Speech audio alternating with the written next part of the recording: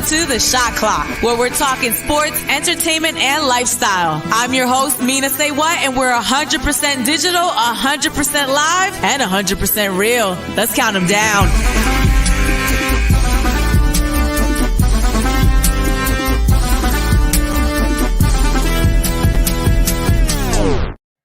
Welcome to the Shot Clock. It's our digital sports show. I'm your host, Mina SayWhat. We are live on YouTube, Twitter, Facebook, and Twitch. If you have a comment throughout the show, just, type a little something in that comment field, and we will definitely get to it. I want to bring on my brother, podcaster and sportscaster, Sean Bell, to talk about all the biggest stories of the week. Hello, Sean. What up? What up? It's been a minute. How you feeling? Hello. A minute is an understatement. I'm feeling good. We got a lot to get to. Let's get to the Shot Clock. So we stay right on time, and let's hop right into the playbook, okay? Last night, the Bucks won Game 3 of the NBA Finals, 120-100 against the Suns. This is their first Finals win in 47 years. The Suns still lead the series 2-1, but Giannis had 41 points, 13 rebounds, 6 assists. This man is just killing it right now. He becomes the second player in NBA history with 40-plus points and 10-plus rebounds in back-to-back finals games.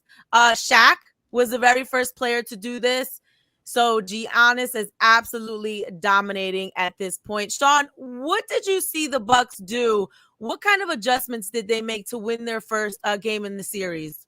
It's simple. If Drew Holiday comes to play, then they'll win. If Drew Holiday and Chris Middleton come to play, they'll win. In the first 2 games, they were nowhere. They were terrible.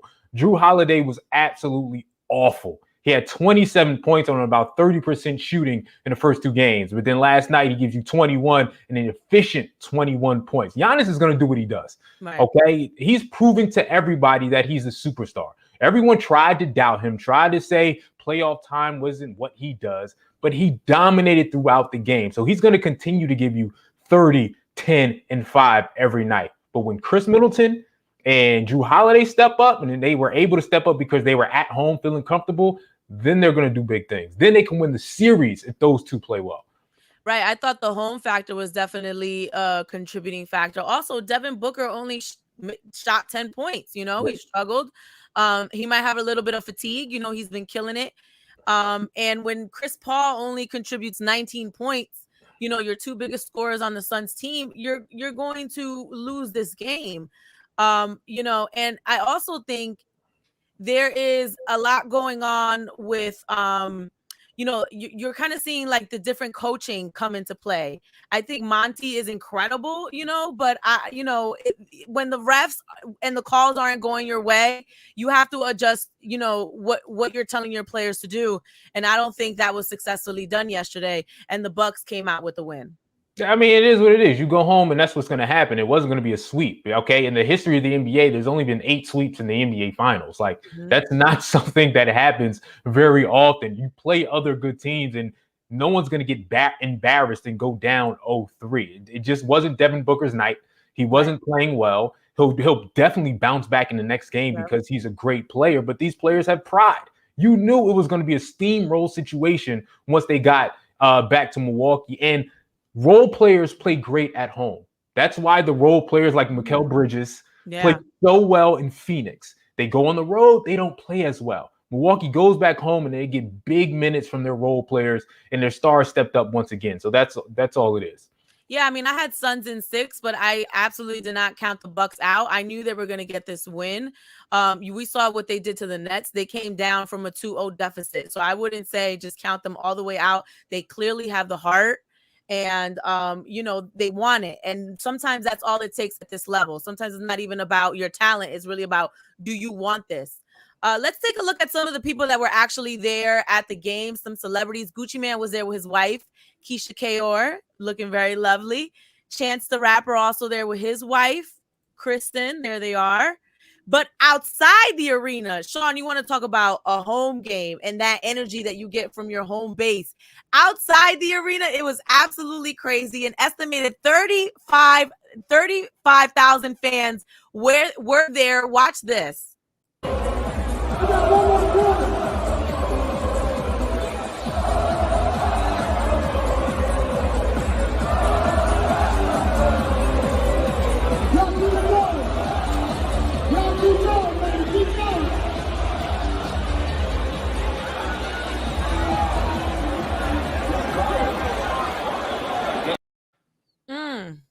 you know, they was lit, but this looks like a super spreader event. And I would not have been there. Listen, yeah, I'm not ready for any type of event like that. Okay, I'm just my heart and my health can't do that yet. But for the Bucks fans, they've done this for every road game. When they play on the road, they invite everyone outside of the stadium and inside to cheer like that. So they've been ride or die like this before the NBA Finals in every playoff game, home or away. I like it.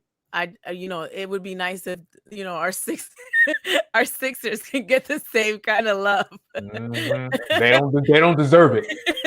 They don't deserve it. Let me say this though. There was one particular moment. The Suns did lose, but this is a moment that I feel like is going to go down in NBA history, and we're going to watch this for years and years to come. I mean, Cameron Johnson dunking on PJ Tucker. It was incredible. Let's watch it now. Paint. And Johnson, he throws it down, and a blocking foul called on Tucker. Cameron Johnson soars and scores. Baptized. The blocking foul at the end was like adding salt to the injury. Look at this. Baptized. The pictures make this look worse. Worse. Like the pictures that will come from this poster make this look way worse. How am I going to go home to my kids with that poster? Every time I try to discipline them, they're going to show me that. Say, shut up, Dad, before I get Cam Johnson on you. Yo, the worst thing was he didn't even get the call. Like, the man got dunked on. His knee is in his face, and he didn't even get the call. That's the worst part. Look at Mikal Bridges. Shout out to Villanova. Look at Mikal over there in the corner. Historic NBA moment, okay? And I'm sure we're going to be watching that for years to come. Now, also this weekend was the Espys. It went down in New York. Anthony Mackie was hosting. He had some things to say. Let's watch this. Sha'Carri Richardson is here. Louisiana's finest right there, LSU track star. USA track and field. How you mess it up, dog? How do you justify banning Sha'Carri Richardson for smoking weed? Weed is a de-hancing drug. It doesn't make you do anything but want to watch another episode of Bob's Burgers. I mean, you never saw Snoop Dogg run anywhere. I don't know. I don't know how you justify not letting her run. I don't know. And I don't know how you punish Naomi Osaka for prioritizing her mental health. That's crazy. I mean, I'm no tennis exec. I don't know. But if my sport had one of the most popular and marketable athletes on the planet, you know what I would do? I would probably make sure she felt comfortable and respected. But hey, what do I know? I'm tripping, right? I'm just Captain America. I'm just Captain America. I mean, I agree with everything he said, but do we want our award shows to start becoming this? Because how about if he said something we didn't agree with? Yeah, but at the same time, listen, first of all, Anthony's just not that funny. Like, you know what I mean? So we need a different host that can hit harder. You know what I mean? Like, no disrespect. I love what he does. I love his acting, but he's just not funny. But the climate is the climate, though. I'm okay with it. You got to speak on the climate. You got to speak on what's happening in sports. These are major sports topics. If I do a sports cast for my television show on a major network, guess what? I have to mention some of these things. I have to talk about these things. So why not do it within the Espys also? You can't avoid it. Right. Let's talk about some of the winners. Steph Curry, NBA player. Congratulations. LaMelo Ball, breakthrough athlete. Tom Brady, male athlete. Congratulations to Naomi Osaka taking away that female athlete. Here's her acceptance speech. Thank you. I just really want to not say a long speech because I'm a bit nervous, but I just want to say thank you, ESPN. Thank you, all the supporters. Thank you to my fans. I know this year has been it hasn't even finished, but it's been really tough for a lot of us. And for me, I just want to say I really love you guys, and this is my first Espys.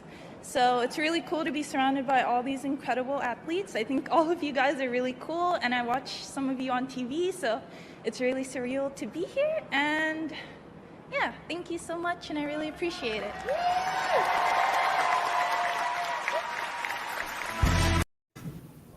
I was so annoyed by some of the commentary that followed this.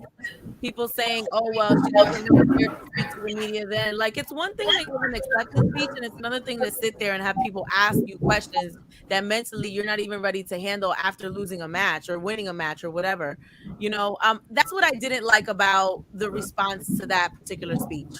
Yeah, and listen, regardless of going, whether you go to a award show or even if you went to a party or something, that's not the same mental capacity that you have to go to win Wimbledon. Right. It's a different mental mind state. It's much tougher mentally to go through that and to do the interviews that go and do everything that it takes to win a major championship. So it's not even the same type of situation when it comes to dealing with mental issues. So I don't know why anyone would compare the two. It's not the same. So she can go do this and have fun.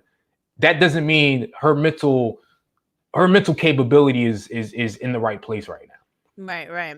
Some other awards, Simone Biles winning championship performance, Russell Westbrook record-breaking performance, Julie Ertz, Jack Ertz's wife, winning women's soccer players. So there's a Philly connection there. Congratulations to Julie Ertz. And then there's also another Philly connection because our very own Devontae Smith won male college athlete. Let's watch his acceptance speech.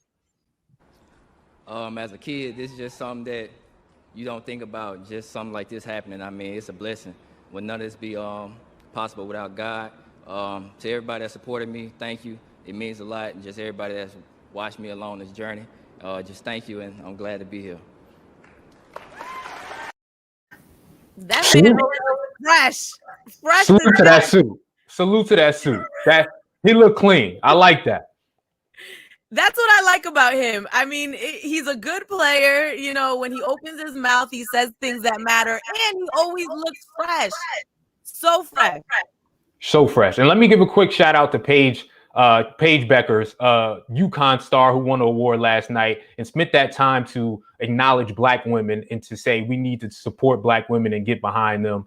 So young to do that so young, and she's doing that at that point, and she's aware. That's what allies need to be. And it's been a month in sports where some allies or people we thought were allies, we found out couldn't be trusted. So salute to her and everything she said and everything she did.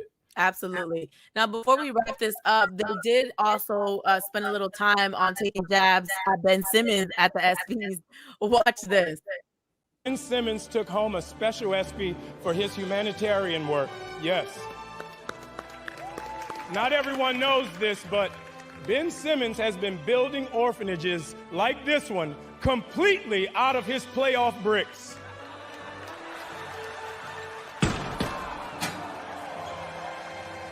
What do you like to say, little ladies? Thanks, Ben Simmons!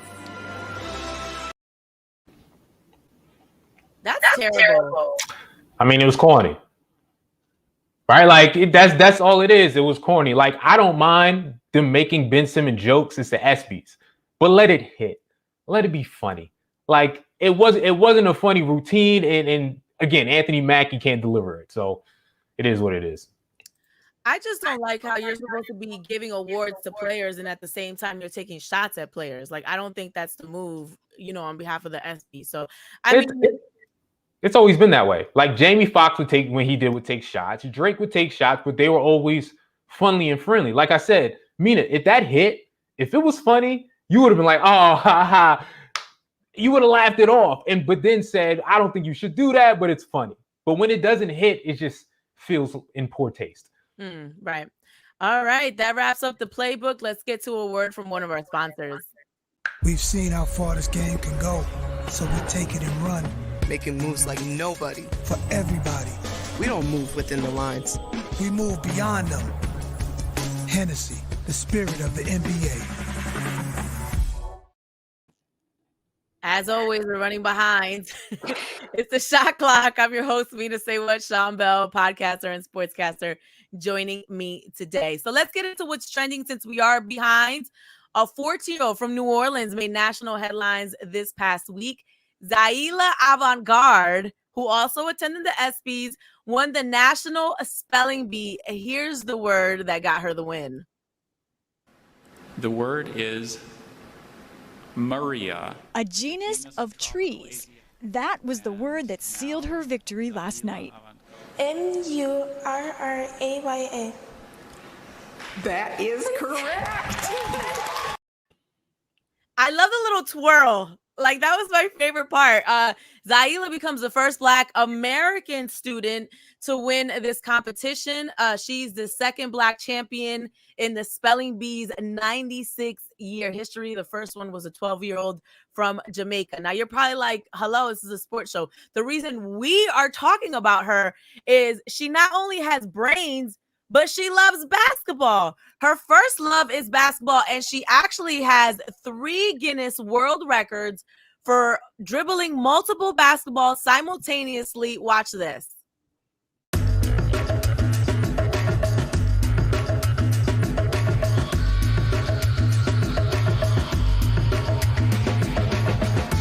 my 8th birthday, my parents gave me a Guinness World Records book, and I became super motivated to get a record for myself.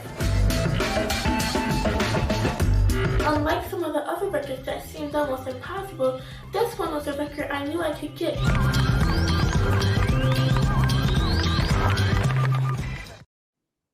Yes. Like, Get it. what can she not do? Like it's unbelievable the type of talent she has. The funny thing was, she talked about the spelling bee. She said basketball is her love. The spelling bee was just something to, do. Like, Right. you I win worked on the it for 2 spelling years. bee, huh? She was like, I worked on it for 2 years and now I got it. I'm done. We can move on. Exactly. Like, I don't even love it like that, but I felt like I could do it. So why not? She says she feels like she can do anything. And young lady, you can do anything. Listen, bow down. I bow down. That's what I love about this. It seems like she really just says, I like this and I want to do it, and gets it done. Like, for her to get a book and then say, oh, I want to be in this book. Let me figure out how, and then get it done. And then she's in the book 3 times. It just seems like she has tremendous focus and drive. And I feel like women like that and little girls like that, we need to pay attention to. And I like that she's not breaking the stereotype of, oh, you're only smart or you only can be an athlete. Like, she's clearly both, she's clearly a student athlete. And I think we need more women like that. And I absolutely love this girl. And we're going to see more from her because she does want to go to the WNBA, or she wants to coach in the NBA one day. She can do whatever she wants. Absolutely. You could tell. Yes. Over the weekend, Conor McGregor and Dustin Poirier had the UFC fight in Vegas. The fight ended after 1 round. Conor snapped his ankle, went into surgery, and this is what he had to say afterwards. What's up, fight fans? The Notorious here. Just out of the surgery room. Everything went to plan. Everything went perfect. I'm feeling tremendous. We got 6 weeks on a crutch now, and then we begin to build back. Did you watch this? He got lucky. No, well, I watched it afterwards. You know what I mean? Like, I get all my stuff on the illegal websites, but that's neither here or there. He got lucky. He was going to lose that fight easily. He was getting dominated, and because he broke his leg, broke his foot, ankle. He said he can now say, "Well, I deserve a rematch. We didn't get to have a real full fight." So now he's going to get another big money payday, but he was going to lose regardless. I mean, he's notorious for that, right? He knows how to sell it. He even called Dustin's win, an illegitimate win. So he's already selling it like, oh, you didn't win because I got hurt, not considering the fact that he wasn't winning already before he got hurt. Like, that's the common thread here. So he's notorious for that, and he's gonna get a payday. He's gonna come back, and this is what this guy does. Yeah, that's all it is. And he's a big name. He'll get the payday even when he doesn't deserve it. Right. Let's get into Shoot Your Shot. This is where we talk about the players' love lives. Kendall Jenner and Devin Booker have never officially made their relationship public, but I don't think they ever will. But it is clear that they're together. Kendall posted this on her Instagram story, clearly supporting Devin Booker. I mean, when you put a jersey on your dog, you got some feelings for someone. You know it's real. I guess the Kardashians may finally get a champion. Oh, yo, you ain't right, bro. You know, it's funny. Every time we talk about, a lot of the times where we talk about the players' love lives, the Kardashians are involved. And today, that is definitely the case. There was a little cat fight over Khloe Kardashian on the internet over a thirst trap that she posted that people were saying was probably photoshopped. And then here comes Lamar Odom talking about Hottie. And then Tristan talking about God brought you back the first time. Play if you want different results. None of them are with her. I don't understand this. And then someone on the internet said they should play each other for love. I'm like, I'm done with y'all. I'm so done with y'all. Why, fellas? Like, what are we doing here? Why? Like, first of all, Tristan, like, can you talk? Can you say anything? You better be quiet and get right with her because after all the things you've done. Yeah, absolutely. How about you simmer down? Lamar just being petty, trolling, feeling like now is the time where he can maybe get back in. It's whatever. Both of y'all need to just be quiet, move on to something else. He's single. I think he was with Carly Red, I think. Did you see that? And they were having like a back and forth. Yeah, and then someone on the internet said Tristan wants to be the only man cheating on Khloe. And I was like, yo, y'all do too much. You know, I don't even think my man code allows me to go in detail in that. So I'm just going to shake my head. Absolutely. Wrapping things up, let's look at plays this week. NBA Finals continues this Wednesday. The Bucks are home again. And there it is. Game 4. I think the Bucks are going to take this one as well. What do you think, Sean? I do too. Listen, the healthiest team always wins. So far in this thing, it's all about health. I think losing Dario Saric for the Phoenix Suns is big. There's 6 men off the bench. He was playing really good basketball. I mean, a good payday type of basketball. Now that he's out, Kaminsky, Giannis could do whatever he wants to that front line. I think this thing is going 7 at the very least. And I think the Bucks have a great chance of winning this thing because Dario's out and now the Bucks are feeling good about themselves. Wow, you think we're going to 7? Okay, we'll see. Yes. I've been saying Suns in 6 ever since we lost. The Sixers lost to the Hawks. So I've been saying Suns in 6 since then. So we'll be watching this, and that's Wednesday's game. And then Saturday, they go back to Phoenix. And we'll see what happens there. So that is the Shot Clock. I'm your host, Mina SayWhat. Thank you, Sean Bell, for joining us. How can people find you? As always, Sean Bell Live, Twitter, Instagram. All right. We'll talk to you next week, Monday. Okay. Mondays at 12 o'clock on, you see it at the bottom right there, Facebook, YouTube, Twitch, and Twitter. We'll see you then. Thank you for watching. Thanks for watching The Shot Clock. I'm your host, Mina SayWhat, and you got something you want to talk about next week? You can always hit me up on social media at Mina SayWhat. And make sure you join us 12 o'clock next Monday on R&B Philly's Facebook, Twitter, YouTube, and Twitch. We'll see you then.